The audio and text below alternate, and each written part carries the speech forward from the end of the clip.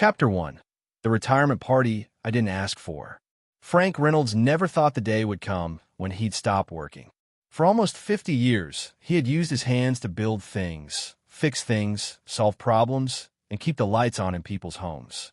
He was a man of simple habits: early mornings, black coffee, old work boots, and silence.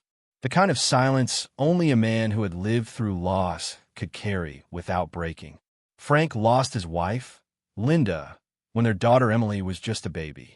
She died unexpectedly of a heart condition, and from that day on, Frank became father and mother in one. He never remarried, not because he didn't want love, but because he felt like no one could ever understand how much he had already given to one woman, and how much he still gave, silently, to her memory every single day. Emily became his reason for everything.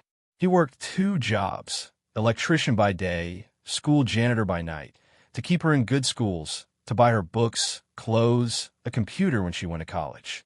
He never once went on a vacation. Every time someone asked why he didn't take a break, he'd just smile and say, "My little girl needs shoes more than I need sand." So when Frank finally decided to retire at the age of 68, he didn't expect anything fancy. He was looking forward to sleeping in, fixing the old wooden clock in the hallway, maybe even starting that vegetable garden he'd been dreaming about for years. His home, the same home he raised Emily in, was enough for him. Small, cozy, paid off. He didn't need more. But Emily had other ideas. It was a Wednesday morning when she called him. He was just finishing a crossword puzzle at the kitchen table. She sounded cheerful, too cheerful, like a TV commercial. "Dad, I was thinking, how about we throw you a retirement party? Big one. Lots of people. You deserve it." Frank hesitated. He didn't like being the center of attention. He also didn't like surprises. He preferred things quiet and simple. That's how he'd survive life. "That's kind of you, sweetheart," he replied. "But you know I'm not really the party type." Emily laughed lightly. "Come on, Dad. You worked all your life. People want to celebrate you. I already talked to a few cousins and neighbors. It's all happening. Just say yes." Frank felt like something was moving too quickly, but she sounded so excited, and he didn't want to seem ungrateful. So he gave in, even though something in his gut told him not to. "All right," he said softly, "but nothing too fancy, okay? You'll love it. Trust me." That last part, "trust me," sat strangely with him. Later that day, Frank sat alone in his living room, the TV playing in the background while he stared at the photos on the wall. Pictures of Emily at different stages: kindergarten graduation, her first piano recital, high school prom, her college acceptance letter. He had been there for all of it, cheering, paying, worrying, protecting. But lately, something had changed. Over the past year, Emily had started to treat him differently. Not rude, but colder, more distant. Whenever she visited, it felt like she was checking a box. She'd spend more time on her phone than talking to him. And the conversations had a pattern. "You know, Dad, this house is getting old. You shouldn't be climbing stairs anymore. We should think about what comes next." He would smile and change the subject. But deep inside it hurt, because what comes next sounded less like care and more like a plan. One time, she even brought a brochure for a retirement facility. It was glossy, with pictures of old people playing cards and painting flowers. She said, "Look how nice it is. It's not a nursing home, Dad. You'd have your own space. They even have bingo nights." Frank just nodded. He didn't argue. But that night, after she left, he sat in his bedroom for hours, holding the brochure and feeling something heavy in his chest. He'd worked his entire life for this house. Every nail in the wall had a story. Every floorboard, a memory. He didn't want to play bingo. He wanted to be home. Still, he said nothing, because Frank believed in one rule: never speak until you're sure. A week before the party, Frank got a strange call from his cousin Leo. "Hey, Frank, I heard Emily's planning something big. She told me it's more than just a party. Something about making announcements." Frank paused. "Announcements?" "Yeah, like big changes. Maybe she just meant you retiring." But something felt odd. Frank thanked him and hung up. That night, he sat at the dining table with a small notebook. He began writing things down: phone numbers, dates, account info, house papers. He pulled out the folder where he kept the deed to his home. He stared at it for a long time. Then he picked up the phone and made a call to a realtor he had helped years ago with rewiring her office. She still owed him a favor. "Hey, Vanessa," he said. "I might be ready to sell the house." Quietly, she was surprised, but agreed to help him. And Frank made her promise. No signs, no public listings. Just a quiet sale to the right person. "Are you sure, Frank?" she asked. "I'm sure," he replied. Over the next few days, he met with a couple from Arizona who were looking to relocate. They loved the quiet neighborhood and the old charm of the house. The deal moved fast. Frank made sure all the documents were signed and the funds transferred to an account only he could access. By the time the party rolled around, the house wasn't his anymore. But Emily didn't know that. On the morning of the party, Frank put on his only suit.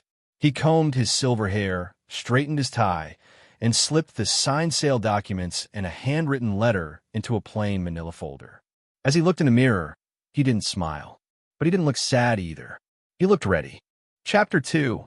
A daughter's kindness with sharp edges. The day of the party felt strange. Not bad, just off. Frank woke up early, just like he had every morning for the past 50 years. Even though he was officially retired, his body still followed its routine.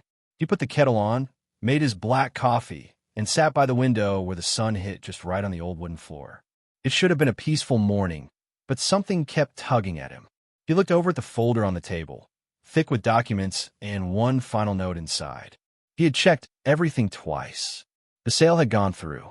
The house was no longer his. The money was safe. The deed had been signed and transferred to the new buyers, quietly, just like he wanted. It was done, but it still didn't feel real. He slowly packed the folder into a brown leather bag, zipped it, and took a long breath. Today wasn't just any party. It wasn't just balloons and cake and well-wishers. It was the final test of what he already suspected. Would his daughter show her true colors? Would she look him in the eye and say something that confirmed what he had feared for over a year? He hoped, not for his sake, but for hers, that he was wrong. Emily picked him up that afternoon in her luxury SUV. She wore a beige designer dress, sunglasses that barely showed her eyes, and the kind of smile that looked good in photos but not in real life. "You look sharp, Dad," she said, giving him a side hug. "Ready to celebrate?" Frank nodded politely. "Looks like a big party." She grinned. "Only the best for you."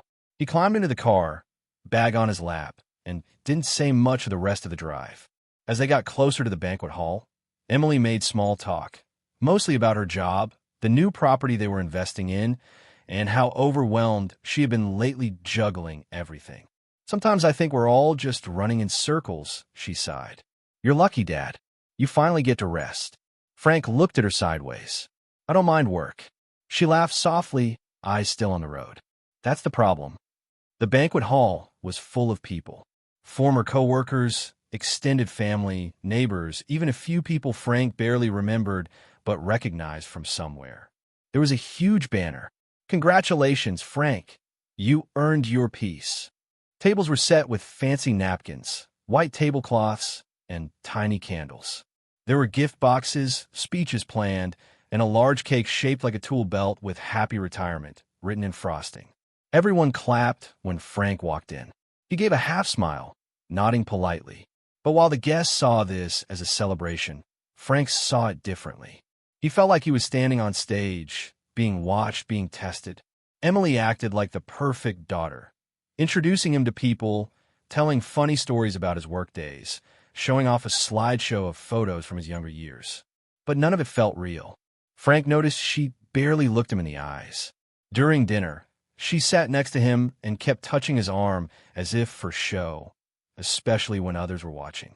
She told her kids, "Grandpa's house is too big for one person, right? He needs somewhere with more people around." Frank didn't respond. He just buttered his roll.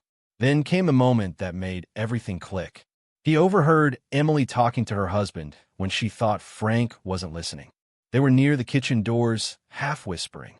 "I told you he'd be fine with it. He won't make a scene," she said. The realtor said, "Once the place is cleared, we can list it next week. Dad's too old to handle that house anyway." Frank felt something tighten in his chest, but it wasn't sadness. It was clarity. She had already planned it. Selling the house, moving him into a home, taking full control. The party wasn't about honoring his retirement. It was about controlling what came next. But Emily didn't know that Frank had already played his move, and that today she would find out. He watched as Emily stepped up to the microphone. She tapped it twice and smiled at the crowd. "Thank you all for coming. This means a lot to our family and to my father, who gave his life working hard, so I could succeed, and so we could all have this moment today." Applause. She looked at Frank and kept going. "Dad, you've always been strong and selfless and kind. And now, it's our turn to take care of you. We've all decided it's time you got proper rest. We're moving you into a beautiful assisted living home next week." People clapped awkwardly. Some looked confused. Frank didn't move. Emily smiled proudly. "And yes, we'll be selling your house. It's just too much for one person to handle, and you deserve to be surrounded by people, not empty walls." It's already in motion. The room froze for a beat. Emily didn't notice the shift. She kept talking. "So raise your glasses, everyone, to the beginning of Dad's new chapter." Frank didn't raise his glass. Instead, he stood up, reached into his bag, and pulled out the folder. He walked over to Emily as calmly as if he were handing her a napkin. She looked at him with mild confusion, still smiling. "Dad, what are you?" "This is for you," he said. "A gift." She blinked. "What is it?" "Everything you wanted, but not the way you thought." She hesitated, then opened the folder. And for the first time that day, her smile disappeared. Chapter 3. A speech that didn't feel like love.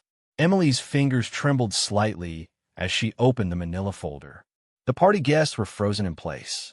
Some were still holding their wine glasses midair, unsure if they should keep smiling or slowly lower them.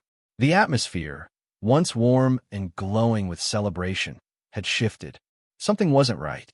Emily's speech had ended only a moment ago, a speech that sounded like praise, but felt more like a polite dismissal.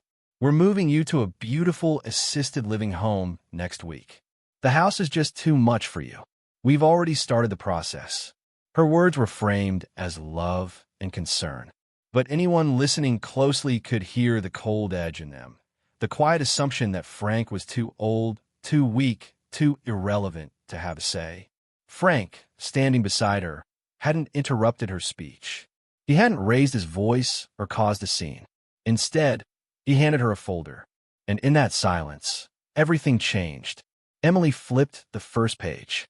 The confident smile she had just worn, charming, rehearsed, meant to impress, began to fade. Her eyes scanned the document. Then again, slower this time. What is this?" she asked softly. Frank didn't reply. He just watched her, his expression calm, unreadable. Emily looked up at him, then back down. She flipped to the second page. Her breathing started to shift. Her chest rose faster. The third page made her grip the edges of the folder tighter. The first document was a deed transfer with Frank's signature. The second showed the sale agreement, finalized, notarized, and dated 2 weeks earlier. The third was a proof of wire transfer. A significant amount of money moved into a private account in Frank's name. Emily's throat went dry. "You sold the house." Frank gave a small nod. "Yes. Without telling me. It's my house."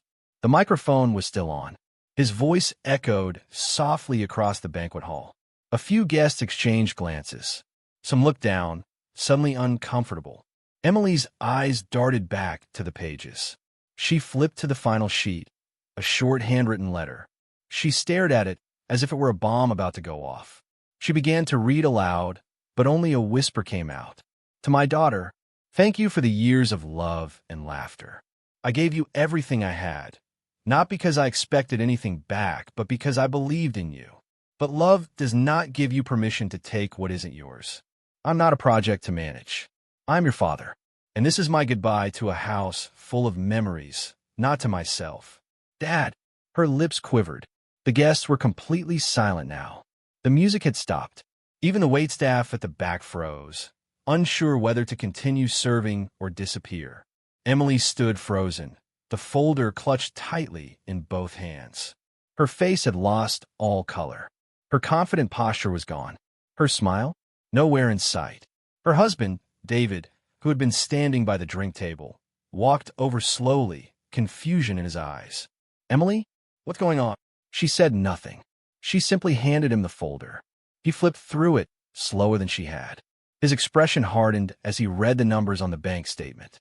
Then, without a word, he closed the folder, held it to his side, and looked at Frank. "You're serious?" he asked. Frank looked him in the eye. "Dead serious." David opened his mouth to say something, but then stopped. He turned to Emily. "You told me the house was ready to be listed. You said the paperwork was just waiting on a signature." Emily looked like she might be sick. I didn't know. I thought." "You thought you had time," Frank said, finishing her sentence gently. "You thought I'd sit there and smile while you made decisions for me." Emily's voice cracked. "It wasn't meant to be like this." Frank tilted his head slightly, calm but firm. "Then how is it meant to be, sweetheart? You throw me a party, praise me in front of everyone, and then quietly take everything I built and send me off like luggage?" Tears formed in her eyes, but she blinked them away. She didn't want to cry in front of everyone. A soft cough came from one of the older guests. An aunt, Frank's sister, Ruth, stood up slowly. "Frank, sweetheart," she said, her voice trembling but kind. "You okay?" Frank turned to her and smiled gently. "I'm all right, Ruth. I just needed to say something before someone else spoke for me." That simple sentence hit everyone in the room. He had spent a lifetime being quiet, sacrificing, trusting, always saying yes, always giving in. But today he chose to speak. Emily's knees nearly buckled. She sat down at the edge of the stage, folder in her lap. She didn't look at anyone. She just stared at the floor. Frank slowly walked to the microphone she had used earlier. He took a deep breath and said just one thing.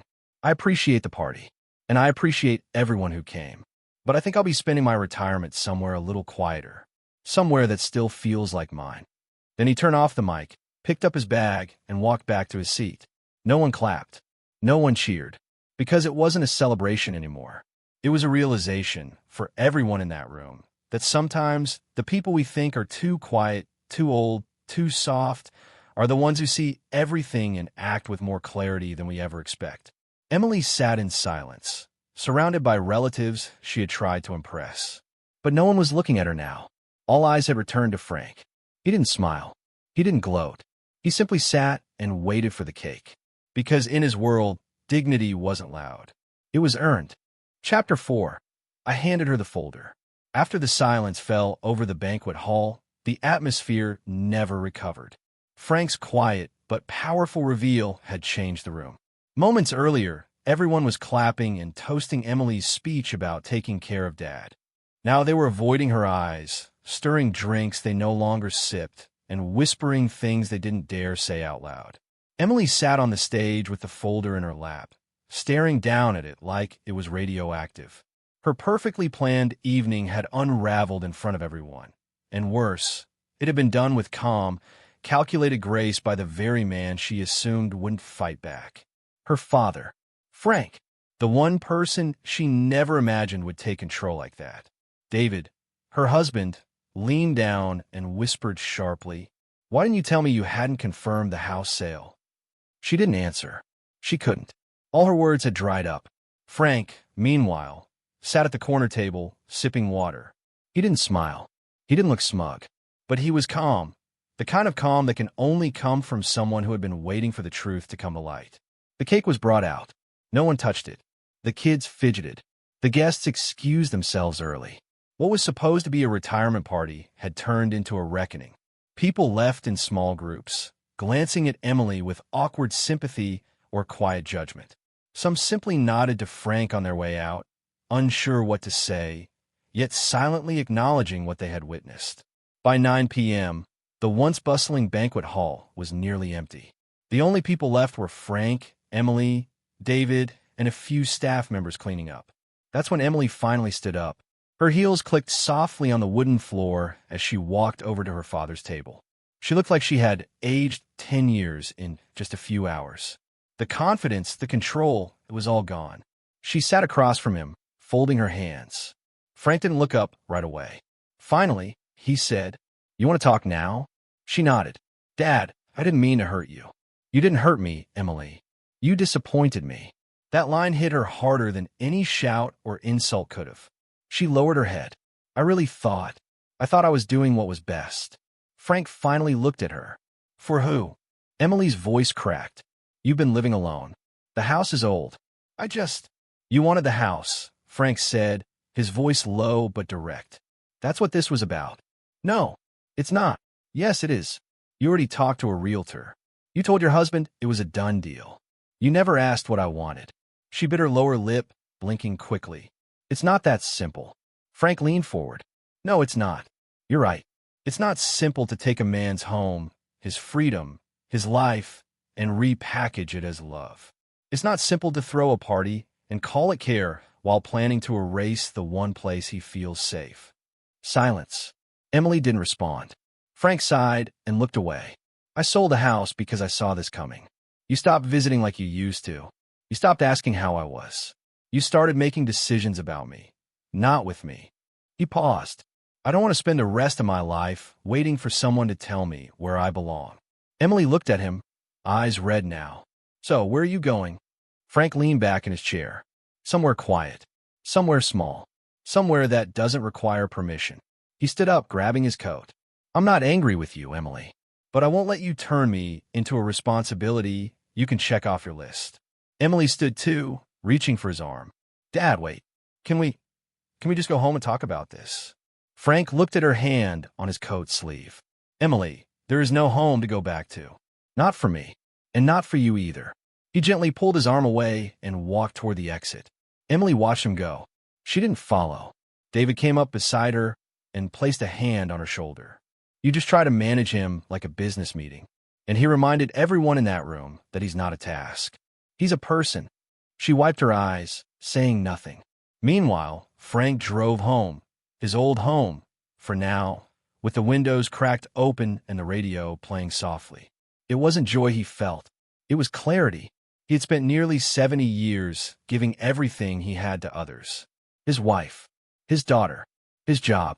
He never asked for anything in return, not even gratitude. He just wanted to be left in peace. But that had become too much to ask. So he did what he never thought he'd have to do. He let go of the past by letting go of the house. And as he pulled into the driveway one last time, he didn't feel like a man who had lost something. He felt like a man who had finally chosen himself. Inside the house, Frank sat down in his favorite chair. He looked around the living room, the worn carpet, the tilted picture frame, the crack in the window he never got around to fixing. Tomorrow the new owners would come. But tonight, this was still his, and it would end on his terms. Chapter 5. What she didn't know. Frank didn't sleep much that night. He sat in his favorite chair, a blanket over his lap, looking out the front window of the home he had lived in for over 4 decades. It was quiet. The streets were empty.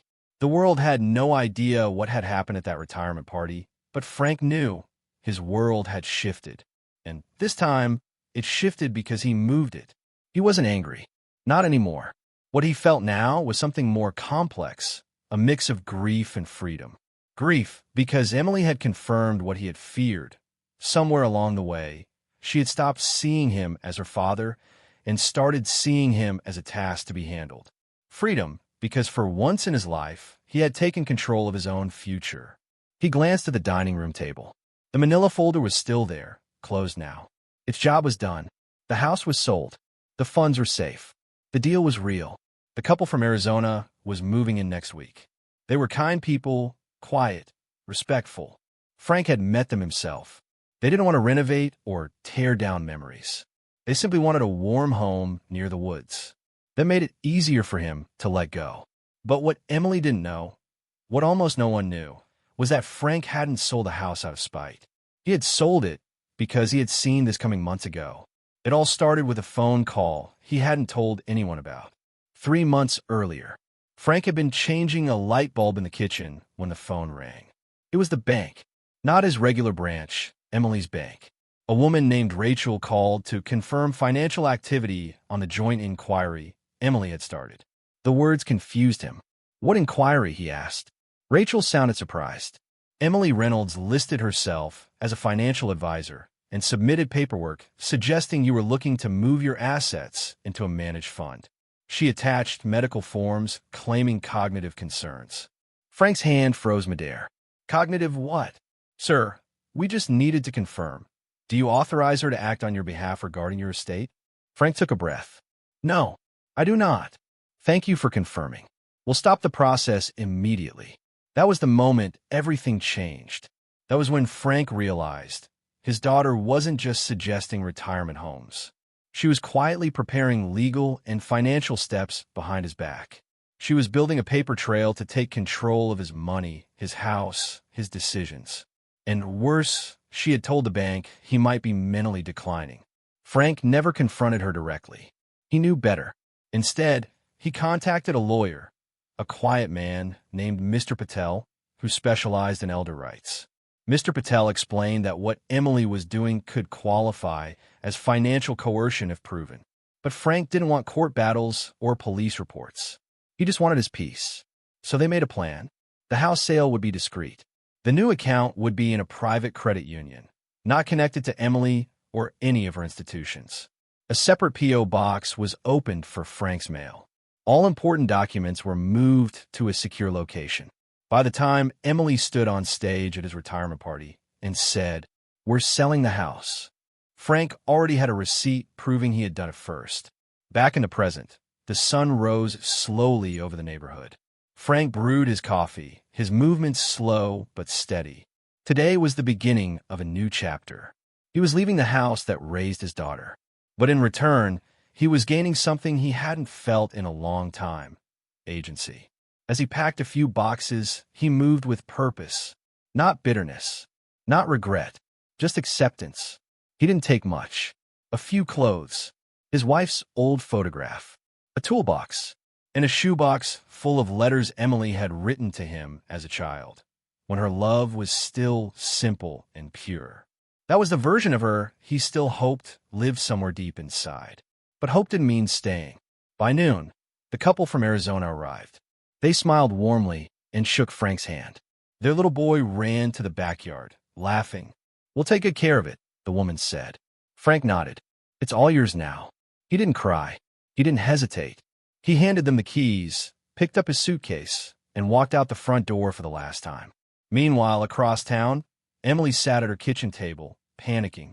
Her phone sat on the counter, buzzing with messages from relatives who had attended the party. Some were confused. Some were supportive of Frank. One aunt had even written, "That man raised you by himself. Why would you do something so cold in front of everyone?" Emily didn't reply. She couldn't. She still hadn't fully processed what had happened. It had all felt so simple in her mind. She thought she was helping. She thought it would make things easier for everyone. The house was old.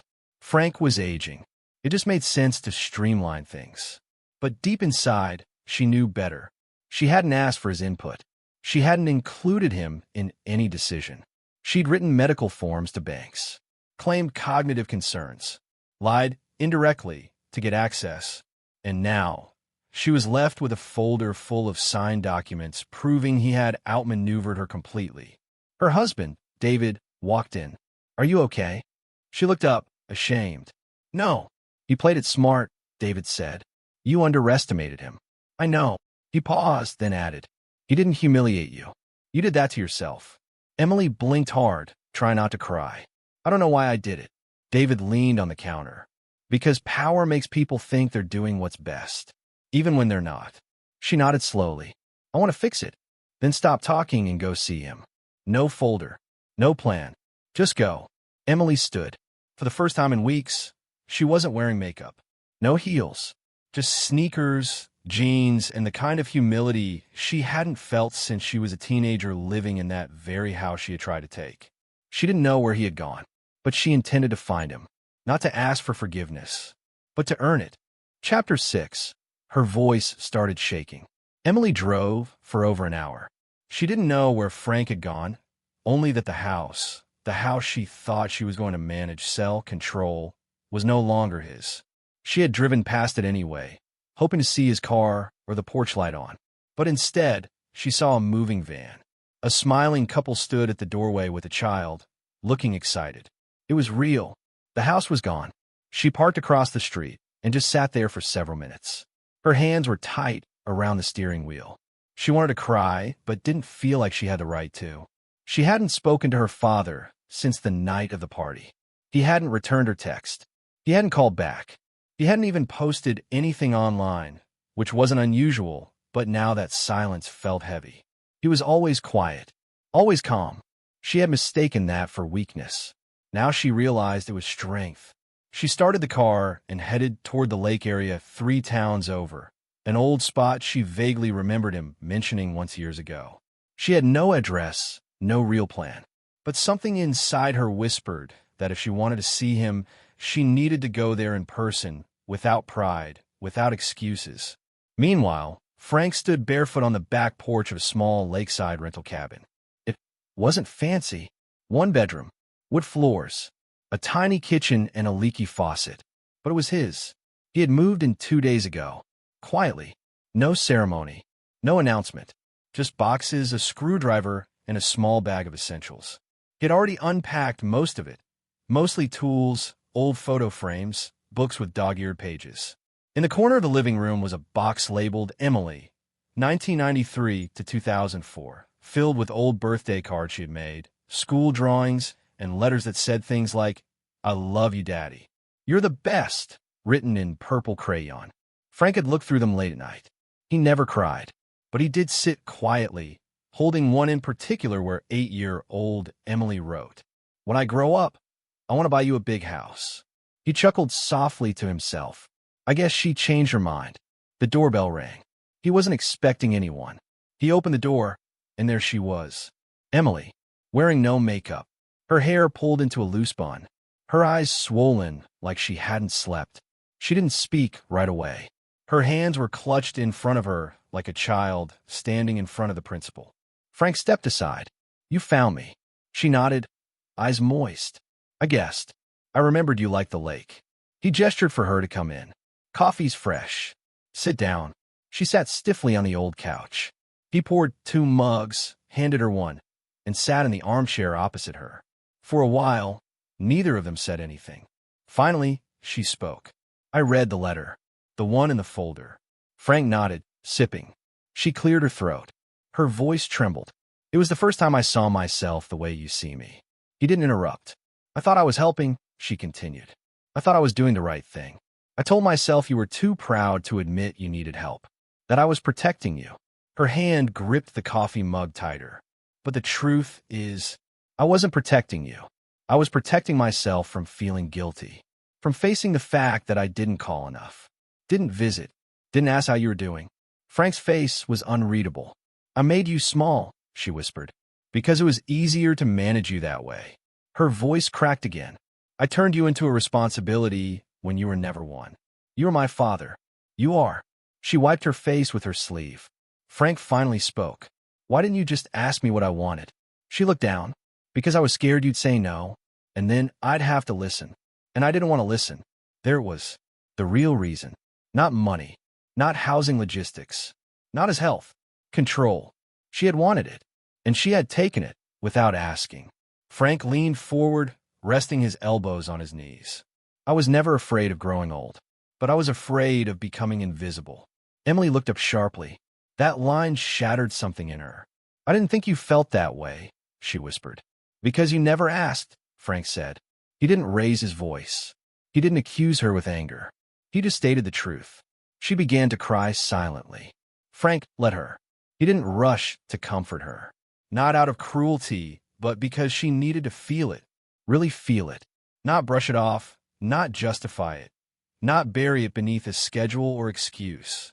Finally, she whispered, "Can I make it right?" Frank took a deep breath. "You can't undo what you did, but you can start by seeing me again, as I am, not as a problem." She nodded slowly. "I can do that." He stood up and walked over to a shelf. He pulled down a small framed photo, her at 5 years old, in pigtails, holding his hand at a county fair. "This was the last time you asked me what I wanted to do." Emily looked at it, tears still sliding down her cheeks. "I don't want a big apology," he said. "I don't need grand gestures." He handed her the photo. "I just want my daughter back." Her voice shook as she said, "You have her." They spent the next hour just sitting, talking, laughing awkwardly. Not everything was fixed. Not everything was perfect. But for the first time in years, they were speaking like equals. Not as manager and dependent. Not as problem and solution. But as father and daughter. Frank didn't offer her to stay. And she didn't ask. But as she got up to leave, she hugged him. Not for the crowd, not for the camera, but for real. "Thank you," she whispered, "for not shutting me out." He gently patted her shoulder. "Thank you for walking in." As her car drove off into the trees, Frank stood on the porch, holding the photo. He didn't know what would come next, but he finally felt like it would be his choice. Chapter 7. The guests left quietly. The day after Emily's visit, Frank sat by the window of his small rental cottage, watching leaves dance across the porch. There was no noise except for the wind and the distant hum of lake water brushing against the shore. He liked that. No phones ringing. No decisions being made for him. He didn't feel victorious. He didn't feel smug. He felt still. And that was new. The retirement party was over. But the effects were still spreading through the family like quiet ripples across the lake. Emily's bold public announcement and Frank's private counter to it had left everyone unsettled. Most of the guests had tried to reach out afterward. His cousin Leo called the next morning. "Frank, I had no idea what was happening. If I'd known Emily was pulling something like that." Frank stopped him gently. "It's all right. I didn't tell anyone. I needed her to show herself." A few neighbors dropped off cards at his old house, only to find new people living there. One even drove out to the lake cabin when they found out where he'd gone. Mrs. Kim from 2 doors down brought a jar of her homemade fig jam and stood awkwardly on his porch. "Just wanted to say I saw what you did. You taught us all something." Frank smiled politely and invited her in for tea. They didn't speak much about the party. Instead, they talked about her grandchildren, the weather, and the strange joy of silence after chaos. But it wasn't just his neighbors and cousins who felt the shockwave. Back in the city, Emily was facing whispers she couldn't stop. Her co-workers, who had seen her posts about the party, asked, "How's your dad enjoying retirement?" She'd smile tightly and say, "He's resting." But inside, she was still processing what had happened and what it revealed about her. She thought power meant protection, that making decisions for someone showed love. But Frank's calm defiance exposed her truth. She didn't want to help him live. She wanted to organize his end. That realization haunted her. Even David, her husband, was distant now. He hadn't spoken much during the ride back from the party. Now, he just moved around the house quieter than usual. One evening, while they were doing the dishes, he said, "You know, your dad didn't just sell a house." He reclaimed his voice. Emily dried a plate silently. "I just didn't want him to be alone." David looked at her. "Then why were you never there?" That one line silenced her. Back at the cabin, Frank was building something new. Not just a routine, but a rhythm. Every morning, he took a slow walk along the lake. He'd feed the ducks, nod to passing fishermen, and wave at the boy who delivered local groceries. He started working with his hands again, not for pay, not for deadlines, but for joy. One afternoon, the landlord's brother brought over a busted radio. "They say you used to be an electrician. Think you could fix this?" Frank took it, studied it for a moment, and nodded. "Give me a couple days." He fixed it that night, not because he had to, but because it felt good to use his skills again, not to survive, but to serve himself on his own terms. Word got around fast. Within a week, he had 3 more repair requests. A clock, a heater, a record player. He didn't charge much, just enough for parts and maybe a pie or a home-cooked meal in return. It wasn't a business. It was freedom. Meanwhile, Emily received a letter in the mail. There was no return address, but she recognized the handwriting instantly. It was her father's. Inside was a single line. "I'll be at the lake cottage for as long as I need. No forwarding address needed. If you ever want to talk, not manage, not fix, just talk. The porch light will be on at 7 p.m. No signature, no guilt, no pressure." She read it 3 times, then folded it carefully and placed it in her desk drawer. She didn't drive there that night. She wasn't ready. Not because she didn't care, but because she finally understood that this wasn't about saving her father. It was about learning how to know him again. The world went on quietly. The guests from the retirement party stopped asking questions. The awkward calls ended. And slowly, so did the shame. Because when a man like Frank speaks once, and speaks clearly, it doesn't need to be repeated. The message stays with you. Emily knew this now. So did David. So did everyone in that room. They had all clapped when she stood on stage with her proud announcement. They had all been ready to play along. But none of them clapped when Frank spoke, because what he said didn't ask for applause. It demanded respect. Back at the lake, Frank sat on the porch one evening, just as the sun dipped below the water. He held a mug of tea and watched the sky turn orange. He heard nothing but birds, crickets, and the gentle sigh of wind. Then he looked to the corner of the porch. There, quietly glowing, was the porch light. It wasn't for safety. It wasn't for decoration. It was a signal. If Emily came, it would be on. Not for guilt. Not for a second lecture. Just for conversation. And that was enough. Chapter 8. She came the next morning. The sun had barely risen when Frank heard the soft crunch of tires on gravel. He was already up. He always was. Sitting at the edge of the porch with a mug of coffee in hand, watching the lake reflect the early pink sky. The ducks hadn't even started making noise yet. He didn't turn right away. He already knew who it was. The quiet hum of the engine, the slow opening of a car door, the soft closing of it behind her. It was all so familiar, yet hesitant. Frank waited. Moments later, Emily stepped onto the porch.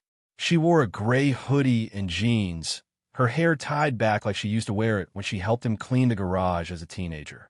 No makeup, no phone in her hand. Just Emily. She didn't speak. She sat down on the step next to him, leaving one respectful space between them. They both stared at the water. It was a full minute before she spoke. I didn't come to fix anything. Frank sipped his coffee. Good. Another silence passed. Then she held out something small, wrapped in a folded cloth. He didn't take it at first. What is it? Something Mom gave me. I thought, maybe you should have it now. Frank slowly took the cloth and unwrapped it. Inside was a tiny silver locket, old and worn at the edges. He blinked, staring at it. It was Linda's, his late wife's, a gift from when they were just dating. He hadn't seen it in decades. I found it when I was packing last year, Emily said. I kept it in a drawer, meaning to show you. Then I got busy, and then I forgot. Frank opened the locket. Inside were two tiny photos, one of Linda smiling in a sunflower field, and one of baby Emily asleep on his chest. Frank's fingers trembled for the first time in years. I didn't think I'd ever see this again, he said quietly. Emily wiped her eye with the back of her hand. I don't know what I'm doing anymore, Dad. He looked at her. That's better than thinking you know everything. She gave a half laugh, half sob. I'm sorry. I know. No, really. I thought I was making your life easier. But the truth is, I was trying to make my life easier. I didn't want to feel guilty about not visiting. So I told myself you needed managing. Frank nodded slowly. You forgot I raised you. That means I know what guilt looks like. She looked down. I deserve that. No, you don't deserve punishment. You deserve growth. And growth takes admitting the truth, which you just did. She nodded, lips pressed tightly together to keep from crying again. Frank stood slowly, bones creaking in the early morning chill. He stretched, then turned to go inside. At the door, he paused. There's hot water in the kettle. If you want coffee. Emily blinked. Can I stay a bit? You just got here. He didn't smile, but his voice was lighter now. She followed him inside. The cabin was simple but warm. A few old rugs, books stacked by the window, and tools lined up in tidy rows on the side shelf. Emily noticed the radio on the table. It looked like the one from their old kitchen when she was a child. You fixed this? Someone brought it broken. Said it was her late husband's. Couldn't hear music without crying. Now she can. Emily nodded, eyes scanning the room. You're happy here? Frank stirred the coffee. I'm not trying to be happy. I'm trying to be real. And here, no one's making decisions for me. That makes it peaceful. Emily handed him the mug as he poured, then took one for herself. They sat at the small breakfast table, watching the steam curl above the cups. After a long pause, Emily asked, When did you know? Frank raised an eyebrow. Know what? That I was planning something. That the party wasn't just a party. Frank stirred his coffee slowly. When you stopped calling me Dad and started calling me Sir in emails. She closed her eyes. Ouch. You got corporate. I noticed. I was trying to stay professional. I'm your father, Emily. Not a case file. She nodded. I know. Now. They spent the rest of the morning talking.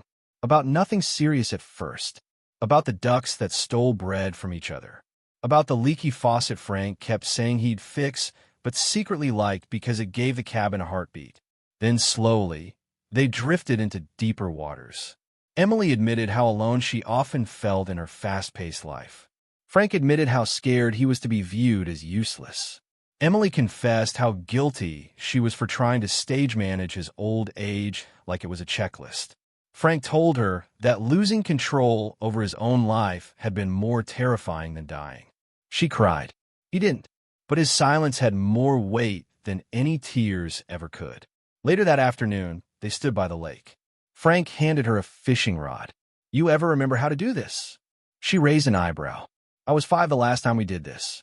You screamed because I hooked my shoe. Still one of my favorite days. She smiled. They cast lines into the water. No fish came, but that didn't matter. What mattered was that for the first time in a long time, she didn't feel like a stranger in her father's life. She felt like a guest who'd been invited back. Before leaving, Emily asked, Do you want to come visit the kids sometime? Frank nodded. Eventually, when it's a visit, not a placement. She understood. I'll never try to move you again.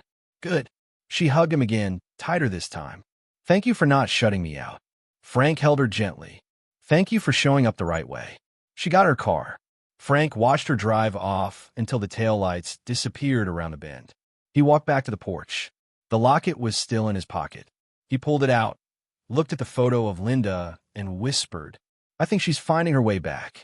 And for the first time in weeks, Frank smiled. Not because something had been fixed, but because something real had begun. Chapter 9. What he did with the money. Frank never told anyone exactly how much he made from selling the house. He didn't flash it around. He didn't buy a new car or upgrade to some fancy apartment.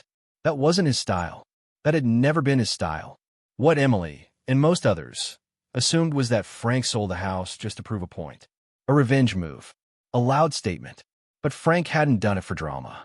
He did it because he saw clearly, for the first time in a long time, that no one else was going to protect his peace but him.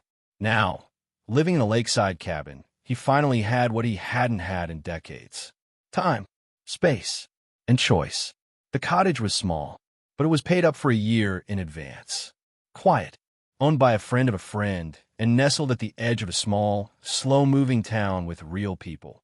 Not noise, not rush, not manipulation. Just folks who said hello and meant it. And with the house money resting safely in a new account, Frank had no worries. Not about bills. Not about food. Not about being a burden. Because he had made sure he would never again be someone else's obligation. Most mornings, Frank still woke up early. But now, there was no workday. No hammer waiting. No customers calling. No schedules. Just birds. The lake. The way the sun spilled across the table. He took to fixing things again, but this time, not for a paycheck. It began simply. The old radio a woman brought in. Then, a neighbor down the road brought over a broken electric kettle. You used to be an electrician, right? He asked. Frank nodded. Still am. Just retired. The kettle was fixed in a day. The neighbor brought over a peach pie in thanks. And that was how it started. No signs. No shop. No price list. Just word of mouth. People began quietly showing up with small appliances, asking politely if he had a minute to look at something. Frank never said no. Not because he needed the money, but because it felt good. He felt useful, but not used. There was a difference. Back in the city, he was needed. Out here, he was valued. Big difference. One day, a teenager named Marcus knocked on the door. Tall, nervous, maybe 16. My mom said you fix stuff, he said. Frank leaned against the doorframe. Depends. What needs fixing? The boy held up an old film camera. It belonged to my dad. He passed last year. I just want to see what the last picture was. Frank took it gently. I'll do my best. It took 2 days and a few YouTube tutorials, but Frank repaired the jam mechanism. He didn't charge a dime. When Marcus picked it up, he cried when he saw the last image, his dad holding up a birthday cake. Word spread. Soon, people didn't just come to Frank to fix things. They came for advice, for quiet company, for someone who listened. And Frank listened, because that's what he'd always done best. He just never had the time or the freedom to do it without strings. The money from the house remained untouched, sitting like a quiet promise in the bank. He didn't need it to feel rich. His wealth now came from small things.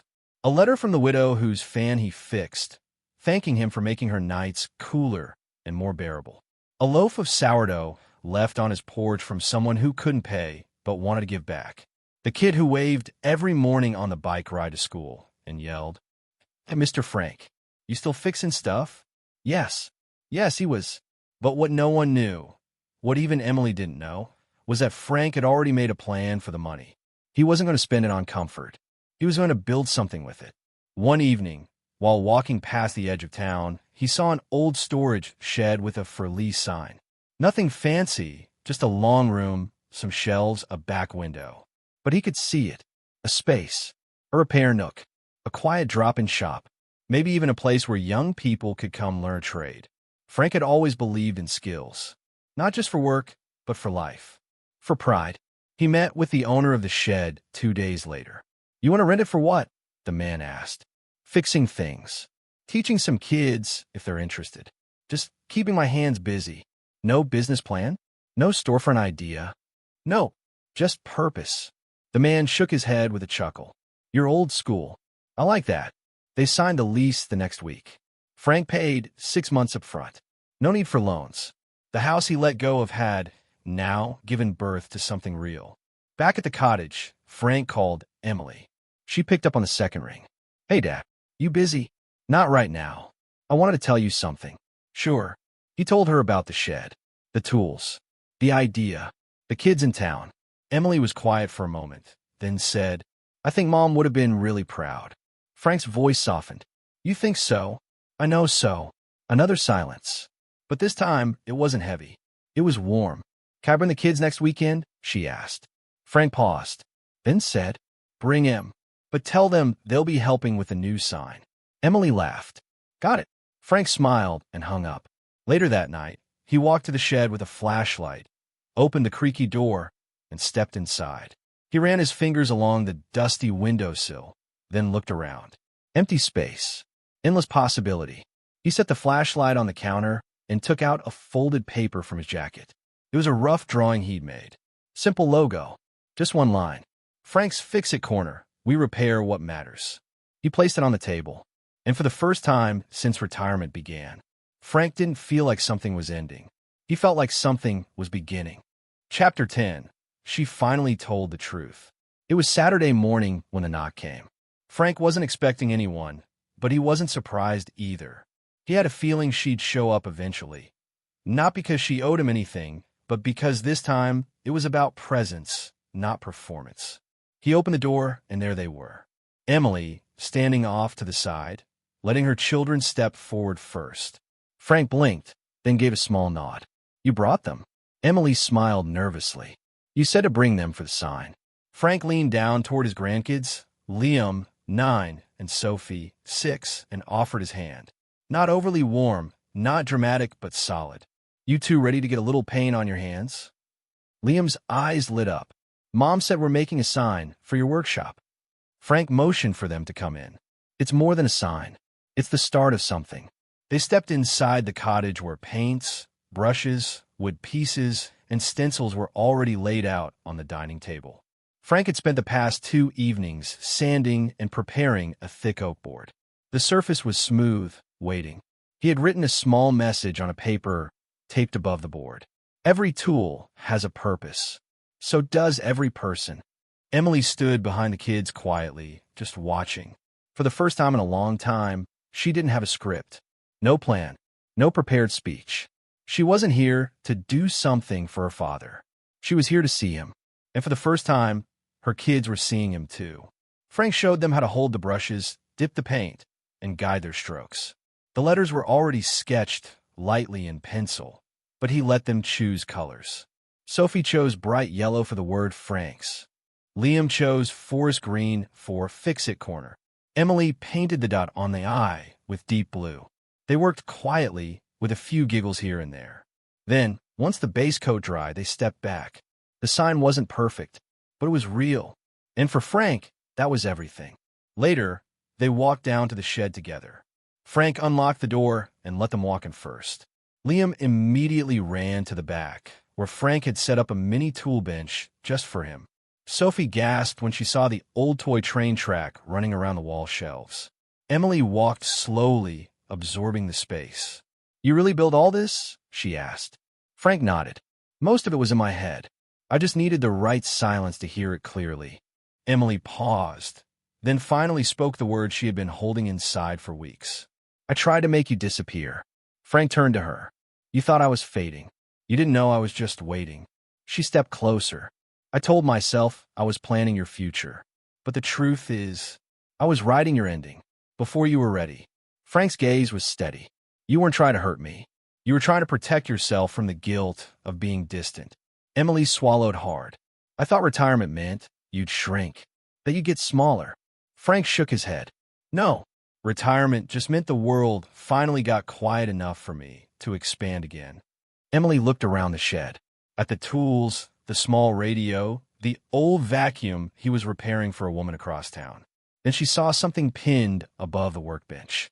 A photo of Frank and her as a child, sitting in front of their old house. She was holding a screwdriver. He was grinning ear to ear. She touched it gently. You kept this. The world changes fast. Memories help us slow it down. As the kids explored, Frank and Emily sat outside on 2 wooden stools. They didn't talk much.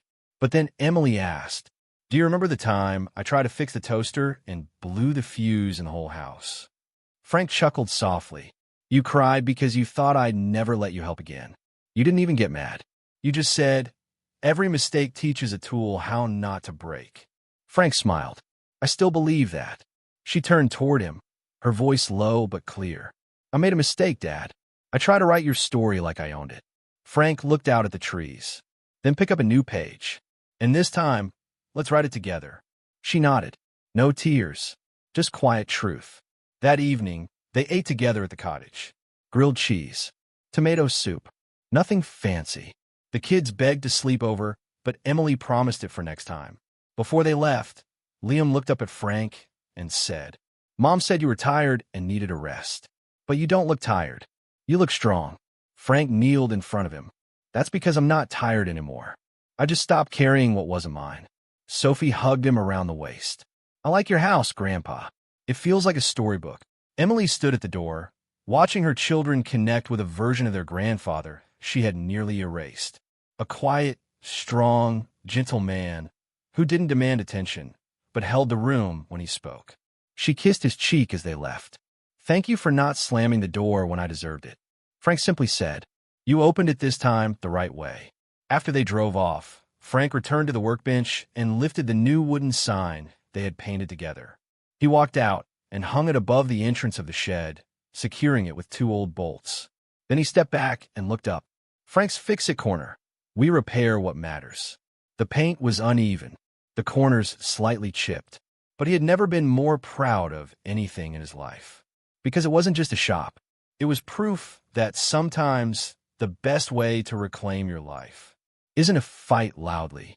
It's to act quietly, with purpose, dignity, and love that doesn't shrink even when others fail to see it. Chapter 11. A Visit Without Pride. Autumn rolled in slowly. The lake turned golden in the afternoon light. The leaves rustled softer, and the air tasted crisp.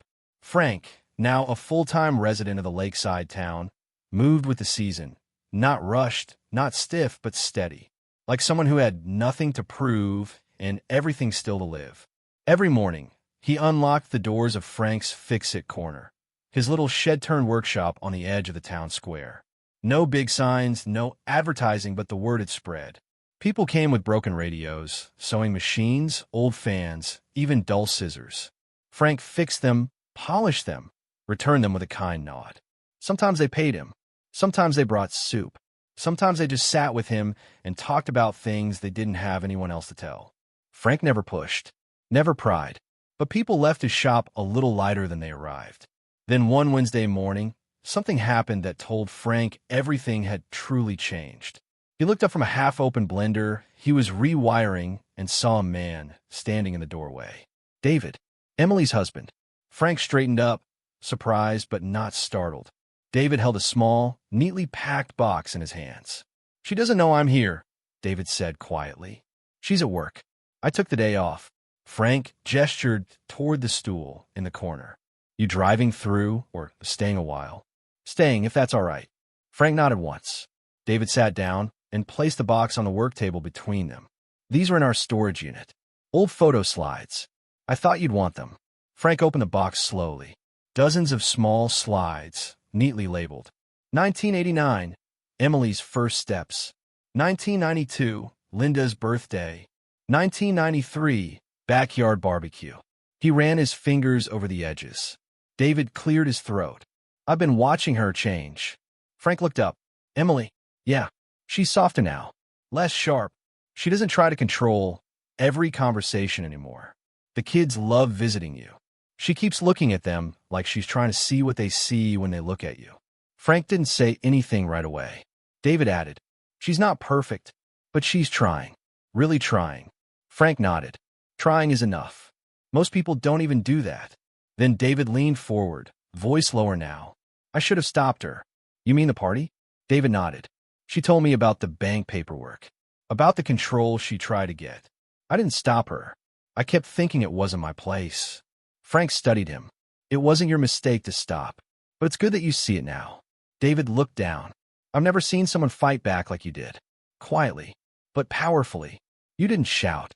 You didn't humiliate her. You just told the truth. Frank chuckled softly. You don't have to swing to shake the room. You just have to be standing in the right place when it happens. After David left, Frank sat alone at the bench. He pulled one of the slides from the box and held it toward the light. It was Linda, holding a cake while Emily, age 5, clapped with flour on her face. He smiled, really smiled for the first time that week. Because now, that little girl was coming back. Days passed. More visitors came. One morning, the mayor's assistant walked into the shop. We'd like to invite you to speak at the town's fall gathering. Frank raised an eyebrow. Speak. Just a few words. About rebuilding, repurposing. The theme this year is second chances. Frank thought for a moment. I'm not much for speeches. The assistant laughed. We're not asking for a speech. Just a story. Frank nodded. That I can do. The night of the fall gathering, Frank stood on a small wooden stage under string lights and maple trees. Families filled picnic benches. Kids ran between booths. Lanterns glowed on tabletops. Emily sat near the front row with her kids. David beside her. She wasn't dressed for attention.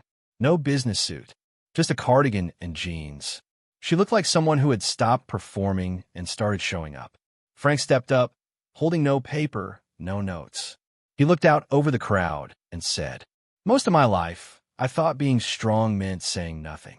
That if I kept working, kept sacrificing, people would understand I loved them, even if I never said it. But silence only works if the people around you are listening. And sometimes they're not. He looked at Emily. So, eventually, you have to speak. Not to shout, not to hurt, just to remind them you're still here. The audience was silent. Frank looked down. I sold my house this year. Moved away. Not because I had nowhere to go, but because I needed space to remember who I was when no one else was managing my calendar. And I found something I didn't expect. I found that I wasn't broken. I was just waiting to be seen again. He stepped back from the microphone. That was it. No applause cue. No dramatic exit. But the audience stood anyway. Because what he said wasn't grand. It was true, and that was enough. After the event, as the crowd dispersed and kids chased each other under string lights, Emily came to him. She didn't speak at first, just hugged him. This time, it wasn't a sorry hug. It wasn't a please forgive me hug. It was a thank you hug. You didn't just speak tonight, she whispered. You taught me how to listen. He touched her shoulder gently. Good, because I've got more to say, but not all at once. She smiled.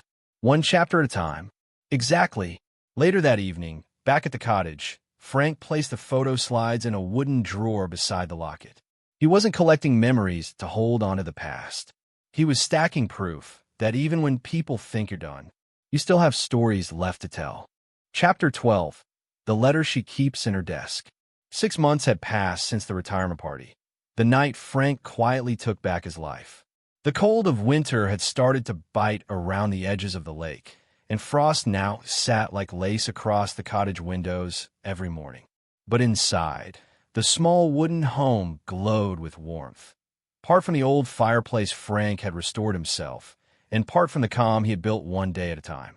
He had no regrets, no bitterness, no interest in what could have been. because what he had now was enough. Frank's Fix-It Corner had quietly become a small-town landmark. Not because it was fancy, not because it made money, but because it became a space where people felt seen. A woman dropped off her late husband's old wristwatch. A teenage boy came weekly just to learn how to solder. A man who never spoke much now came by to fix a broken lamp and stayed to talk about his loneliness. Frank fixed what he could, and what he couldn't fix, he listened to. Because sometimes people didn't bring him things just to repair. They brought them because they needed someone to care enough to try. One snowy morning, Frank received a small envelope in the mail. He almost tossed it aside. No return address. Clean white envelope. But when he opened it, he paused. It was a photograph, one he hadn't seen in years. A photo of young Emily and Linda sitting on the back steps of their old house, eating popsicles. Frank had taken that picture. He remembered the exact moment. The sun was setting behind them. Linda had just laughed so hard she almost dropped hers. Tucked behind the photo was a folded sheet of paper. He recognized Emily's handwriting. It read, "Dad, I keep this letter in my desk at work. Because sometimes, even now, I fall back into my old habits, thinking faster than I listen, assuming before I ask, planning before I feel. And when I feel myself drifting again, I read this, not to punish myself, but to remind myself that the strongest thing a person can do isn't control. It's trust. You trusted me with your life for over 30 years.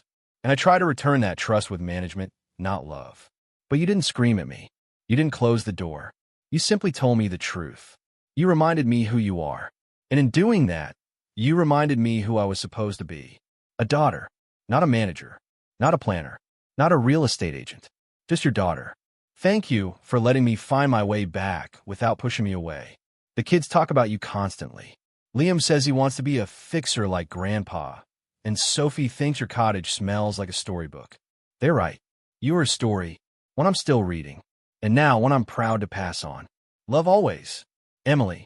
Frank read the letter twice, then folded it gently and placed it inside an old wooden box, the same one that held Linda's locket, the baby letters, and now, a memory that wasn't just of the past, but proof that people can change. That afternoon, Emily came by with the kids. She didn't bring anything for him to fix. Instead, she brought a basket of cinnamon rolls and a thermos of cocoa. They all sat outside the shed, even in the cold, laughing as Sophie tried to juggle snowballs and Liam asked questions about circuit boards. Emily handed Frank a new mug with the words, "Frank Reynolds, repairman of things, builder of people." He chuckled, shaking his head. "Bit dramatic, don't you think?" "Not enough," she said. As the sun lowered, Frank stood at the porch while the kids packed into the car. Emily lingered. "We're having a family dinner next week," she said. "A real one. No announcements. No microphones." Frank smiled. "Will there be pie?" "Only if you promise to take the last slice." He raised an eyebrow. "I've learned not to wait too long when something good's on the table." She hugged him again, holding him for a moment longer. "See you next week, Dad." "See you sooner." That night, Frank sat by the fire, the letter beside him, the photo in his hand. He thought about all the years he'd stayed quiet, thinking sacrifice alone was love. And he thought about how love sometimes requires noise, not shouting, but truth. Real words, spoken before it's too late. He didn't want applause. He didn't want credit. He only wanted this, to live the rest of his days being seen, not managed. Loved, not rearranged. Heard, not interpreted. And he had that now. At the end of the shelf above his bed, he placed a photo of Emily and Linda. And next to it, a wooden frame that read, "It wasn't revenge. It was a reminder." And that, more than any dramatic speech or legal battle, was what made Frank's story matter. Not that he took his house back, not that he caught anyone red-handed, but that he reminded everyone, especially his daughter, that even in old age, you are still the author of your own life.